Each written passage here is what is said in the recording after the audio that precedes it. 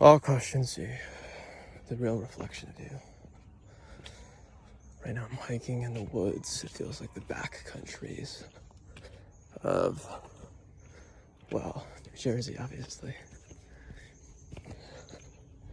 It's interesting because as I walk these trails, I feel like I'm taken back to the 1600s, the 1500s, where only Native Americans used to hike these trails.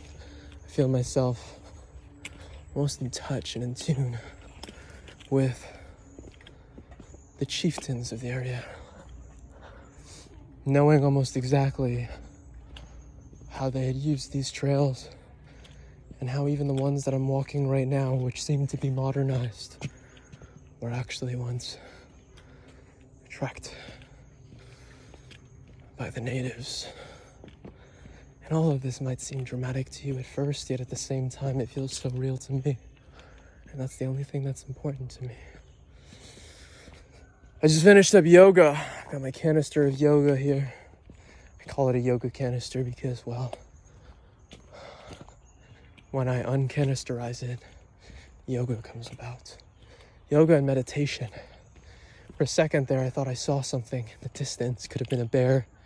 Could have been an old tribal chieftain trying to make warning that this is not the path to go. And I told him in those moments, that's exactly why this is the path for me. I'm almost whispering right now because it's important to stay aware of the environment around you, especially when you're traversing an enemy territory.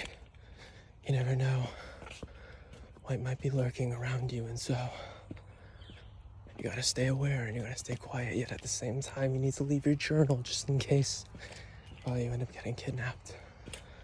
Or worse, tortured. I love these woods. I love this nature.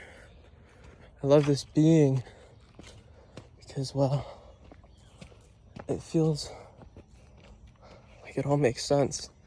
And it makes sense in a way that human civilization really doesn't to me. And that's why I love it. Because the laws that govern these woods are the laws of nature and not the laws of man. The laws of nature will always overrule the laws of man. I don't even really know what I'm talking about at this point. I feel like I'm not talking to a person, but to a soul. To the soul of myself, my deepest depth of soul. The soul that continues to provide and protect for me. The soul that's on the bottom of my feet. But also the one that's all around. And I'm almost impaired with my vision right now with what seems to be an eye patch, yet there's a bandana. And as I walk these trails over these roots, it feels as if I'm a drunken sailor walking through these woods that don't feel like woods necessarily, or the grounds of the woods. Rather, I feel like a ship swaying back and forth in the waves of my direction. As if a pirate marooned and exploring the local island by the likes of which he's never seen before.